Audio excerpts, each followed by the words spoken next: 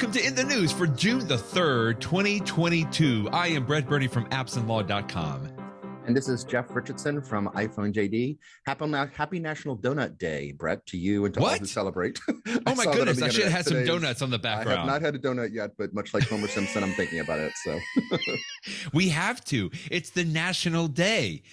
Speaking of national days, I wish I could take off next Monday because I'm pretty much going to be taking off a couple of hours anyway, Jeff, like I'm sure you're going to, because we have very high expectations, maybe, or maybe we should temper that a little bit. We have some mid to high level expectations with WWDC, which is Apple's Worldwide Developers Conference that is kicking off next Monday, 1 p.m. Eastern, with the keynote announcement, which is something we always look forward to because it is Tim Cook and other Apple executives hopefully announcing some things that we are looking forward to. And then the rest of the week, a lot of the developers get together and, you know, they're talking and having other sessions and everything. But, oh boy, you already alluded to this in your post this morning, Jeff, that there are some exciting rumors, potential announcements that we're looking forward to for next Monday.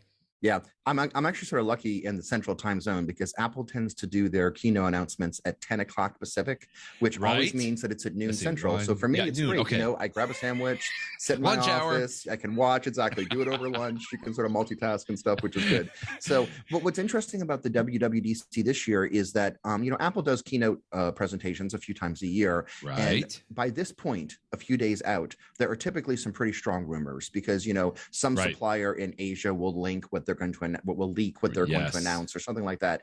And we really haven't had that this year, which I think means it will be primarily software announcements because Apple usually has more control. Which it usually is, right? Because they themselves control the software, whereas where it's a hardware, you've got all these third-party manufacturers involved and someone on the supply line may leak. So that's my guess is that maybe it means it'll be more software focused. And that makes sense for WWDC because it's aimed at developers. Exactly, who are going to be working with the software. But the one rumor we did get from Mark Gurman at Bloomberg was that there was going to be, as I've been hoping for a while, something to the iPad OS to make it more, you know, more for power. Pro. We want pro things. Mark features. Predicted a long time ago that it would sort of be a switch, like you might turn on the pro features so that it wouldn't be confusing to folks that were not advanced users. I don't know if that's what they'll do, or maybe they'll find a way to add pro features but make them accessible to everybody.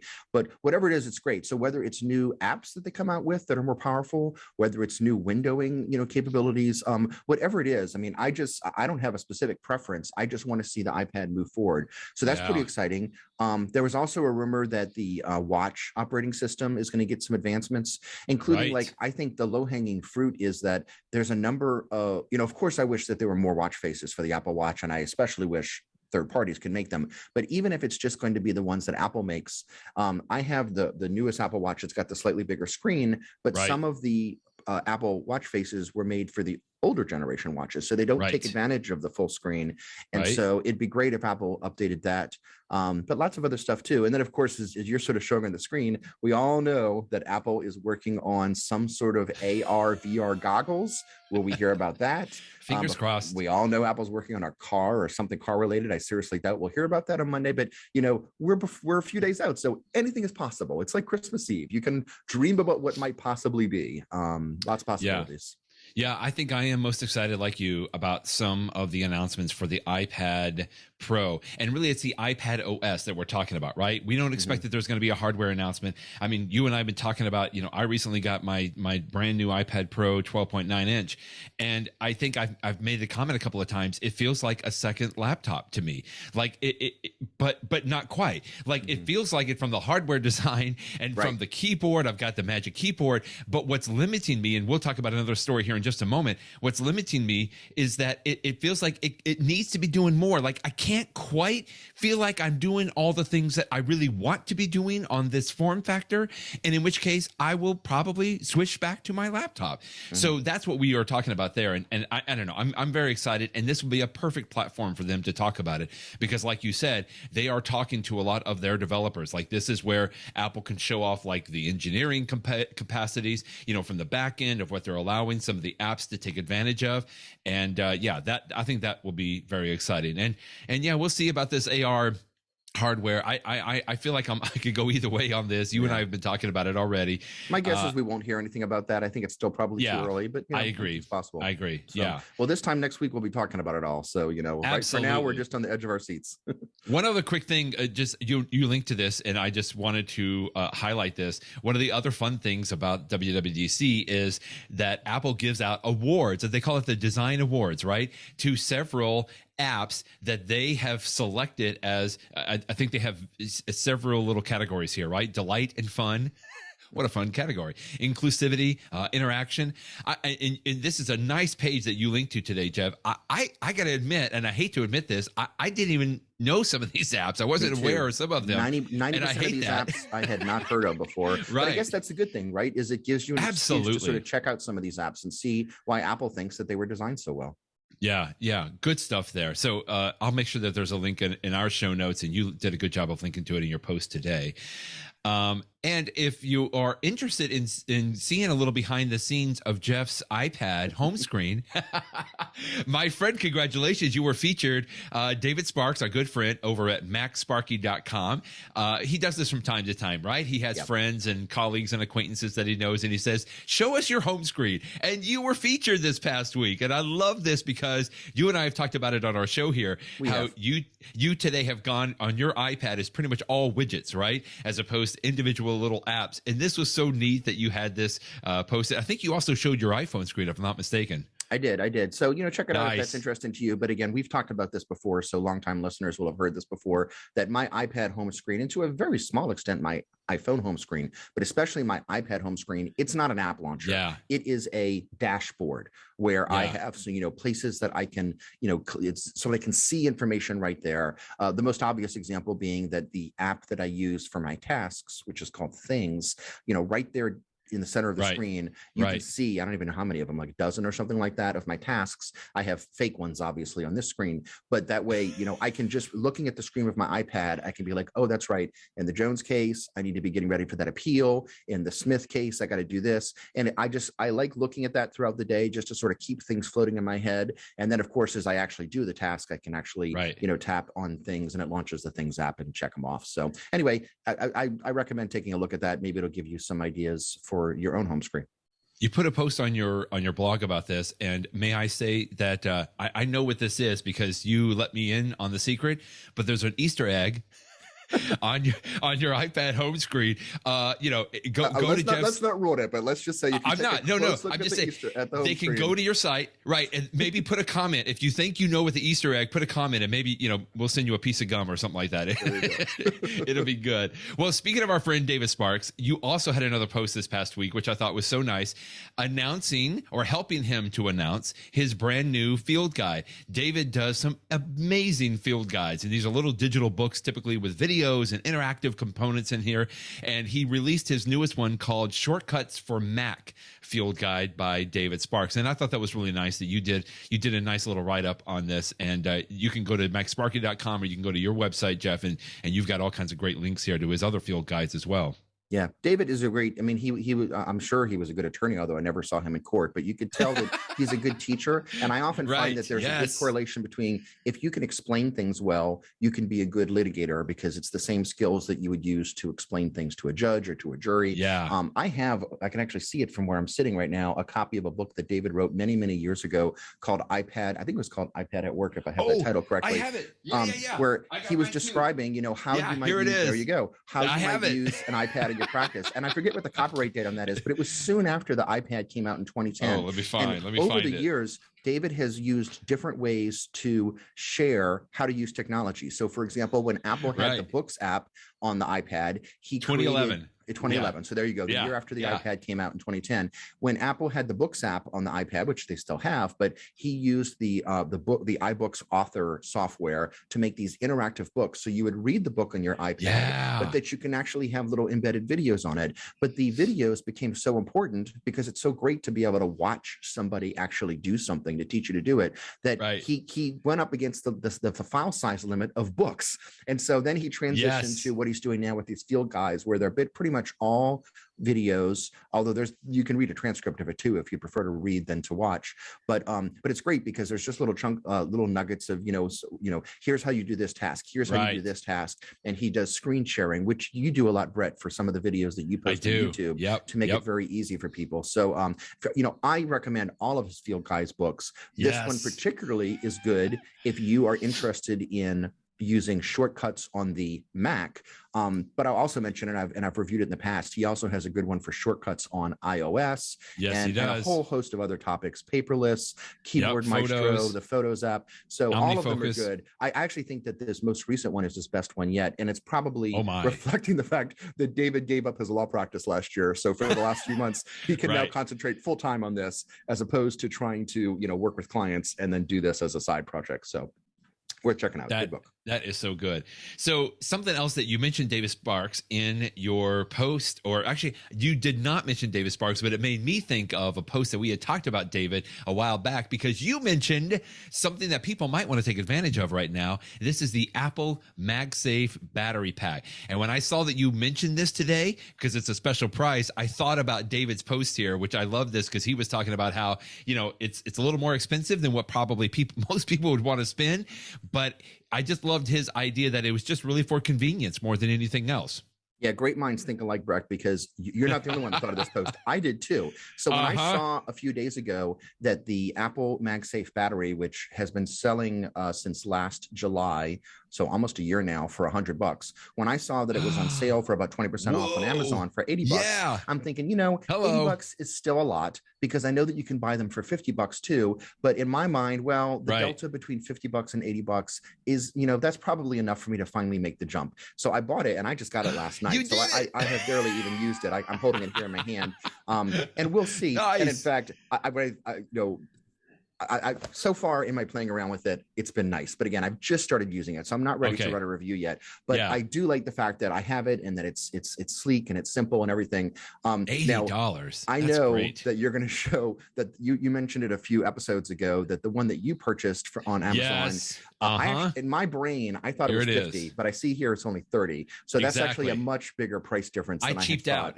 Yeah, well, but if it works. So, I'm going to use mine for a while, and then in a future episode, you and I can compare notes over which one is better. But I will tell you that now that I'm starting to get out of the house with, COVID more and travel more, my wife and I have a trip coming up, the idea of something that's really small that I could slip in my pocket and it weighs almost nothing. And then if I need extra power on my iPhone because I've been out and about all day, or because I've been taking lots of video, which is the thing that really, if there's one thing that can wear down the battery, it's that one.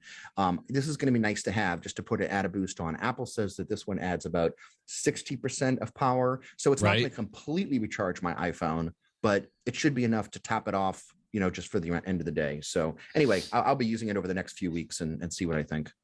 Exactly. And we can compare it, because I would tell you, I did cheap out and get this. This is a Giga, J-I-G. Not a brand I never heard of before. Exactly.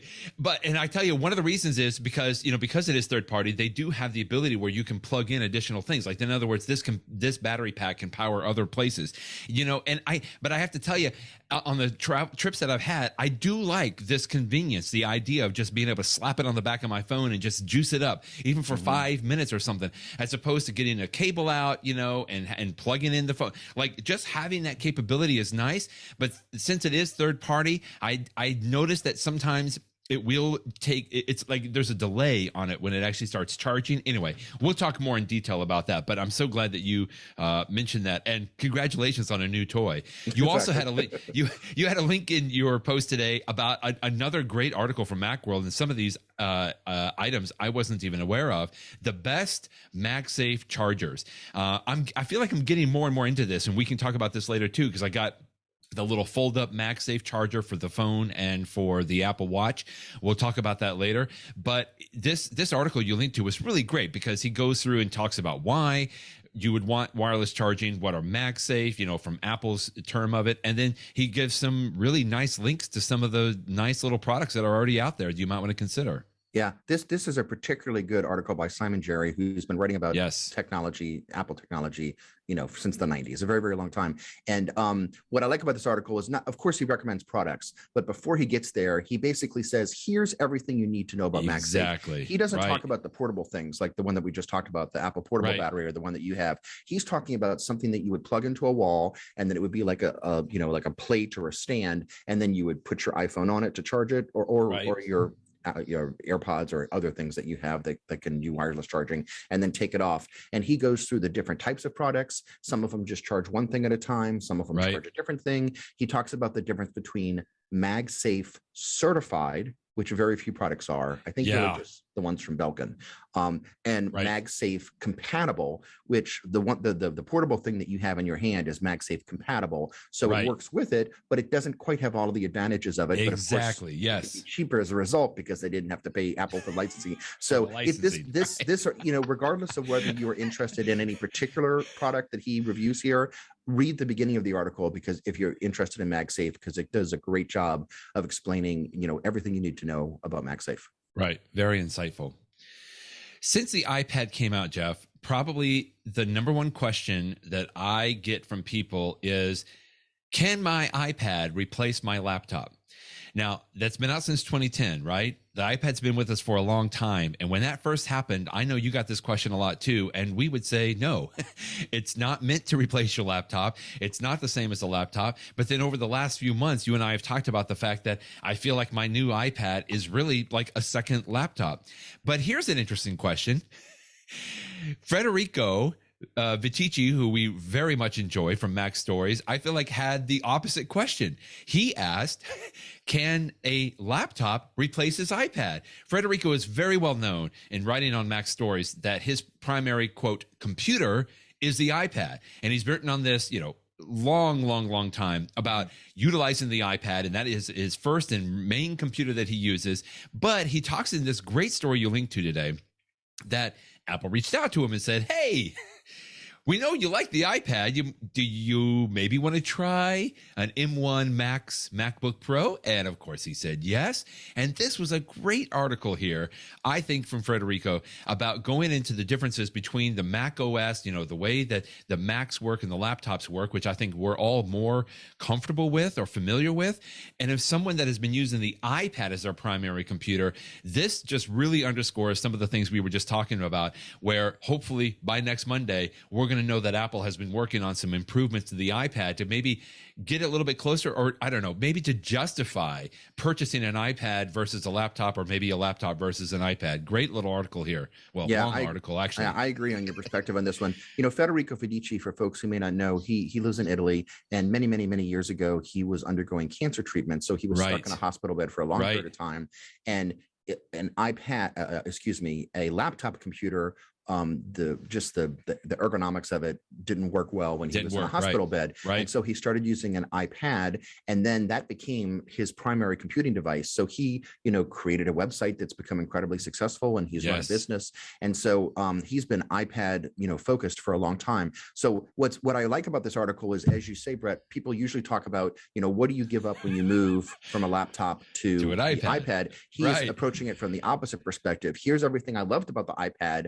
What do I gain and what do I lose by switching to the laptop? So even if, very, very few of us are in that situation of moving from iPad to laptop, but by coming at it from that different perspective, it actually illuminated things for me that I otherwise had not thought about. So I thought it was a good way to make me think personally about where do I want to get my work done, because I can do both. I mean, I've got I have a PC laptop, not a Mac laptop, and I can use that for some things. I can use my iMac at home. I can use my iPad. I can use my iPhone. And this article helped to sort of make me think for myself about what's the best tool for different jobs. So highly recommended. Very well balanced article. Like, honestly, when I first saw that he wrote this, I'm like, well, he's just going to make a case for, for going iPad. You don't need a laptop. But he did a very good job of balancing this out. Agreed. And I think the things that really hit me, he just talked about that, the benefits of an iPad have been that it's It's a very user-focused environment. In other words, you don't have to mess with a bunch of windows moving around. And it's like you get one app, right, that shows up on the screen, although now we have split view and stuff like that. But he was talking about when he was using the Mac, he said, I've rediscovered over the past few months the freedom to use my computer however I want. So with the MacBook Pro, he's like, the App Store doesn't dictate the kind of software that I use. Anyway, just to underscore your point there, I thought it was just really good how he was talking and comparing. And really what he comes to is he says the same thing. He says, I've grown increasingly concerned with the lack of Pro software, both apps and OS features on the iPad Pro lineup. So anyway, he's at the bottom on his conclusion. He talks about sort of the same thing. Like, I hope that Apple is going to start improving some of the iPad Pro options on there as well. Good stuff there. It's a good read. And like you said, it helps to give, I think, some perspective on balancing out between a laptop and an iPad. And hey, who knows? Maybe by next week, some of that will change as well, which I'm looking forward to. True. Another tip you linked to, it's almost like a bonus tip. I loved this. We've talked about some of this before in the sense that you take a picture of something on your iPhone, and if you go into that picture, you can, I think it's basically swipe up and you can get some additional details about the picture. And I think we've talked about this, Jeff, in the context of if it's a dog or an animal or something like that. Okay, good. But now you lead to a story today that, hey, take a picture of a flower that you don't recognize, and the iPhone might be able to identify the plant for you. Incredible stuff.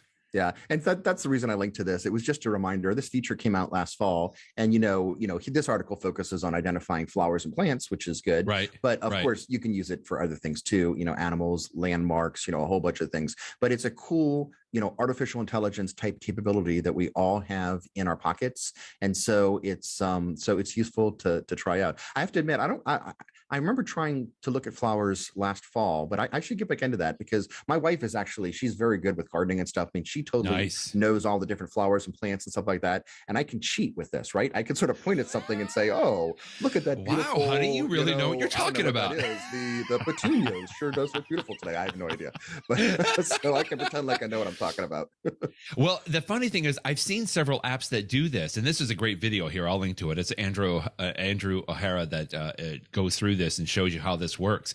But there have been some other apps like I don't think it's National Geographic, but something similar to that, right? That will release apps. I have seen that in the past. Yeah, like a nature app and stuff where you can go around, and it's almost like crowdsourced because you take a picture, you upload it, and people will, recognize it. But this is really just all AI, right? I mean, this is really just identifying it based on the shape of the leaf or whatever the case may be.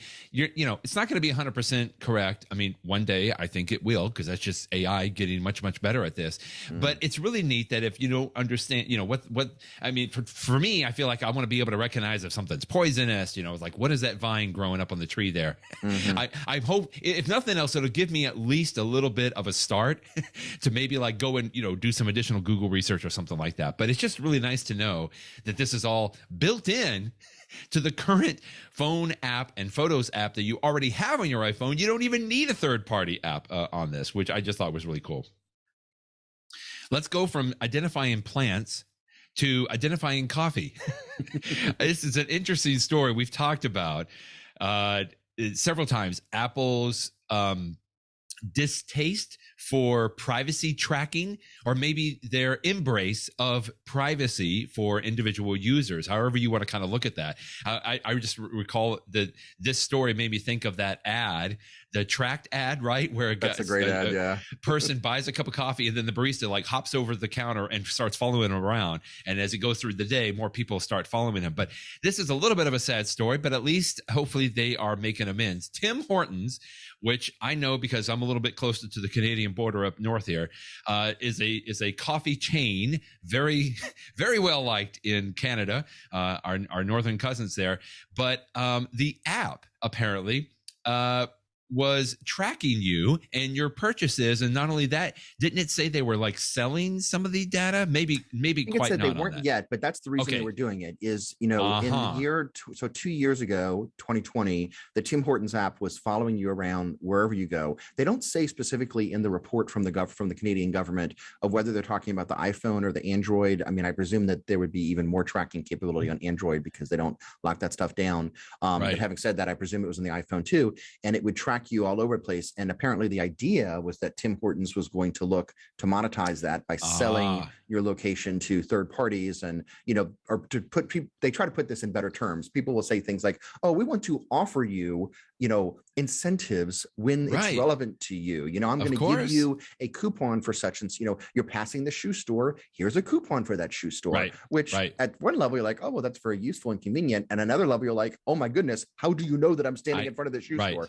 So they apparently soon after the Canadian government started to research this, Tim Hortons shut down this part of the app. And again, nowadays, because of Apple's recent, at least on the iPhone, because of the recent, the ATT, what is it? The app tracking transparency. There you go. Because of that, I don't think the app could even do this anymore, or at least a pop-up would happen and say, Tim Hortons would like to follow you around. Are you okay with that? And you'd have to say yes. But back in 2020, they could get away with it until they shut it down. So it's interesting that the Canadian government's going against them.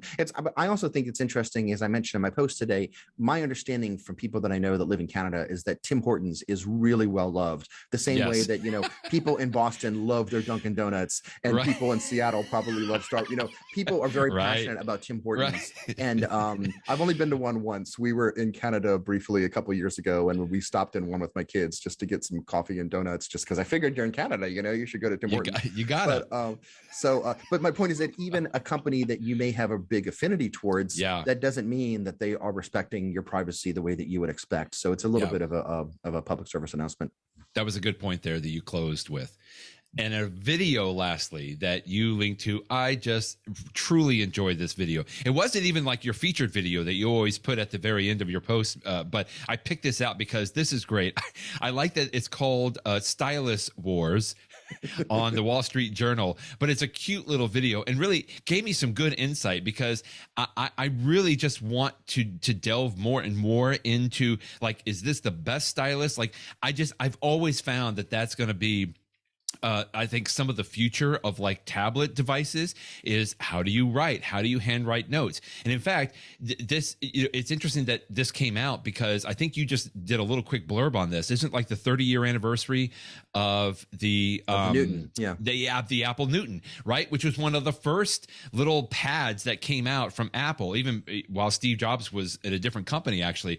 But a lot of people still love the Apple Newton, and it was one of the first ones that came with like a stylus, and you were handwriting. It really, I think, still paved the way for some of the things that we enjoy today.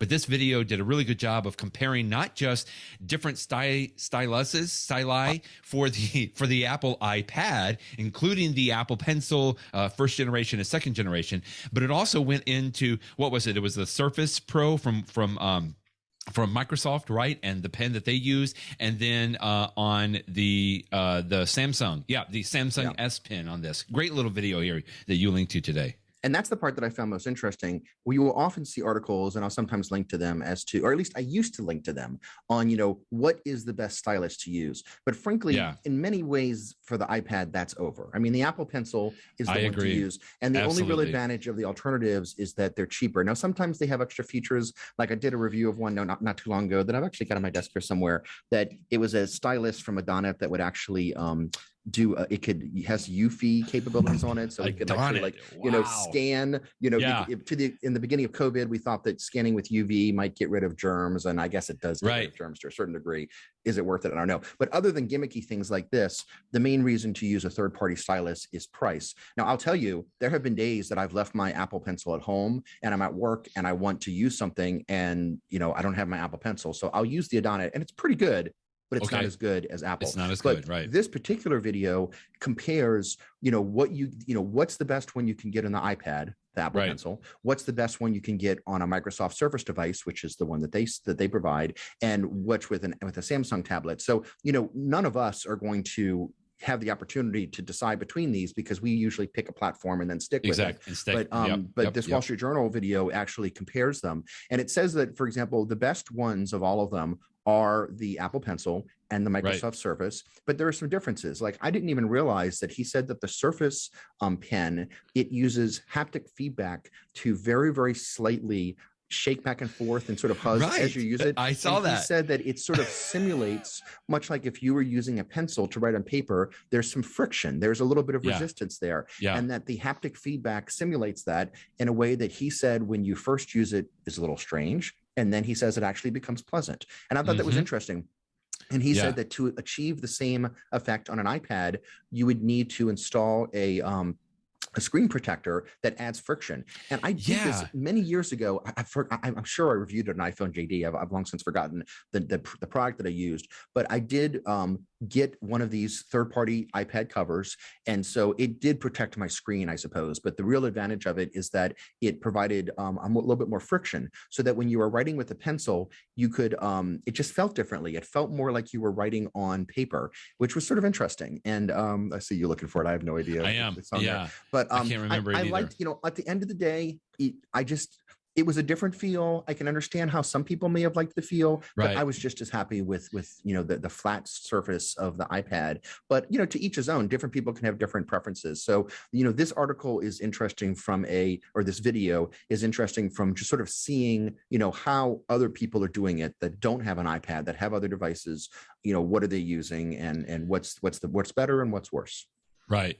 Very good. And I think he does come to the conclusion, ultimately, like if you're looking for the best all around package, the Apple iPad and the Apple Pencil, just like you said, Jeff, is probably the best all around. But if you go on the Android side, the Samsung, there's a couple of options there, or maybe there's not too many options, right? Or on the Windows Surface, it really is that Surface Pen. Although I think he said there's a Surface regular pen and then a Surface Pro. There's different ones, yeah. And I think Adonit makes some alternatives for those other ones too. So, I mean, there is a market out there. And let's not forget that, the original Apple Pencil was pretty good. The Apple Pencil Generation 2, which you and I both have, is so much better great. Now. And it does make me wonder, as great as this is, will there be an Apple Pencil Generation 3 at some point? And what will it add? I'm sure Apple's thinking about that. And that they're taking a look over their shoulder at what Microsoft and Samsung and others are doing, just to see if they want to, copy/steal any of those features from themselves. So who knows?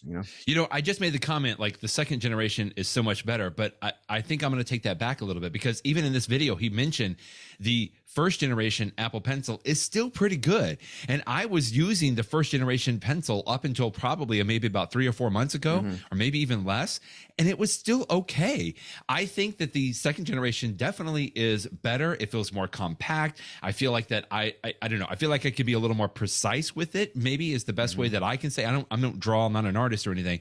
I'm typically just using it to write notes. But I feel like I can just do a little more control. But I will say, this is what, $150 or almost $200. What's the second gen? I forget. Yeah.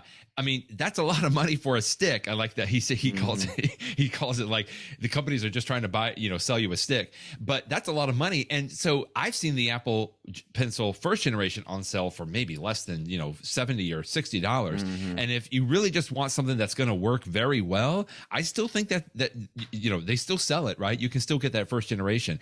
But to me, if you're going to really seriously do this, you got to get to the second generation on that as well. Yeah. And you didn't mention it, but I think one of the biggest advantages of the second generation is that it attaches magnetically to the top of the iPad and charges, so that it's always with you and it's always charged when you reach for it. And then, of course, it has the ability to tap on it and, to switch. You just made that your tip a week or two ago, that you can switch between things. So, very cool. So anyway, interesting to check in on styluses. Speaking of the iPad, here is my tip for In the Know today. I was doodling around for some reason on a couple of keynote presentations. Is really where I found this little tip, Jeff, and I enjoyed this. I don't use this a lot, but it is possible that if you want to send or protect, maybe is the first step, I would say, like a keynote presentation or a numbers file or a pages document, you can apply a password directly in the iPad OS. Now, again, I don't see myself using this all the time, because typically I'm the one that's going to be accessing a presentation, but I could certainly see a situation where I create a deck of slides that I want to send to somebody, maybe about a new product that, we're talking about, and I'm under an NDA or something like that. Well, I can go into the Keynote app on my iPad. I can go into the settings, and there is a little option here that says set password.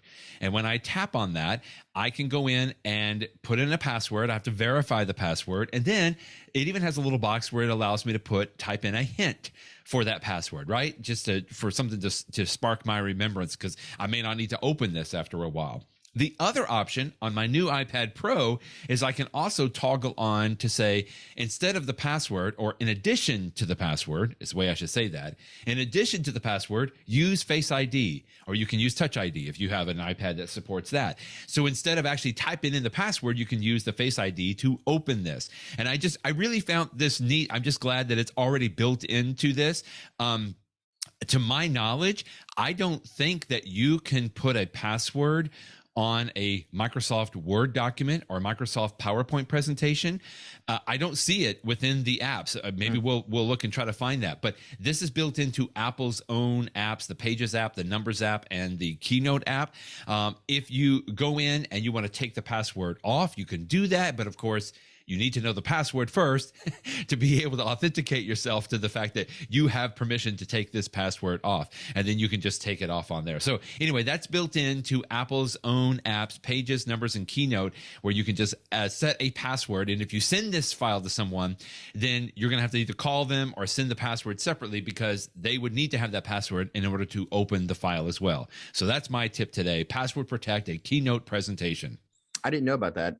I thought that you could do it in a Word file, but maybe not. I think I've seen it in a PDF file before, that like someone sends a PDF file with it. Maybe Correct. That's what I was thinking of. This is not something that I encounter very often, but right. it's right. nice to know that the capability is out there. Like you said, especially if you're collaborating with somebody else on something that's just a little more private, you might as well just, reduce one more step to reduce the chance of absolutely prying eyes see it. Pretty cool. My tip today, my in the know tip, is for quitting an app on your Apple Watch, which is fortunately not something that you need to do very often. But the other day, I do it every once in a while, maybe once every few months. And it was just a week or two ago, my wife was doing something on her Apple Watch, and an app, I forget which one it was now, wasn't behaving appropriately. And I said, well, let's just, force quit it. People on the iPhone are very familiar with how do you force quit apps when you sort of bring up the app switcher and you swipe it off. Right. And I know that some people like to quit apps all the time when they're not using them, which Apple says you don't need to do. You don't need to. Apple manages all of that. If it makes you feel better, there's no harm in doing it. The only time that I really force quit an app on my phone is either one, it's misbehaving, or two, sometimes I'll do it with an app like Facebook that I know loves to eat up your resources. I'm just like, I'm done with you, Facebook. You can, Same here. You can quit. Go away. But if you have an app on your Apple Watch that doesn't appear to be behaving correctly, there is a way to quit the app, which is totally not intuitive. You really need to read the directions to do this. The way it is you bring up the app so that you're looking at the app on your screen. Okay. And then you hold down the side button, which is the big button on the side. You press it in and hold it for a second or two. And after you hold it for a second or two, and a screen will come up that asks, do you want to power off your Apple Watch? Do you want to do some? Do you want to call emergencies? Now, don't hold down that button for too long, because if you hold down that button for 10 seconds, it will dial 911. That's just sort of like a security thing. No, don't need that. But just hold it down for a second or two, and as soon as you see the little thing pop up that says, do you want to power off or show your medical ID or call SOS, then let go of the button, and then the digital crown that's right above it, press your finger on the side of it. Don't spin it. Just press in and press that button for about a second or so. And then what will happen is you'll see the app again, and it will close the app, and you will return to your Apple Watch's home screen. So that's just a way to quit the app. I do it sometimes. I use the Overcast app on my iPhone for podcasts, and I also use it on my Apple Watch. And every once in a while, it just doesn't seem like it's doing what it should be doing, and so I'll just force quit it and start it up again, and then everything's back to as it should be. I don't use a lot of third-party apps on my Apple Watch, but there was like a weather app not too long ago wasn't updating properly, so I just quit it and restarted it. So it's just a nice thing to know. But the main reason I wanted to share this tip today is, either if you've never heard of it before, you should know it. But even if you had heard of it, this is totally not, there's nothing intuitive about this. I mean, you're not going to just discover this on your own. You really need to know the secret sauce for quitting an app. to do it. And I thought it was curious that you're showing an article on what site is this? Mac Rumors that describes how to do it. Yep. I just assumed that there would be a page on Apple's own website which describes how to do it, and I actually couldn't find it, Brett. They have a page on their website that explains how to close an iPhone app, of course, but they don't even have a page. So I mean, I guess it's nice that they give you the feature, but they apparently don't want to advertise it too much. But sometimes it's just the trick.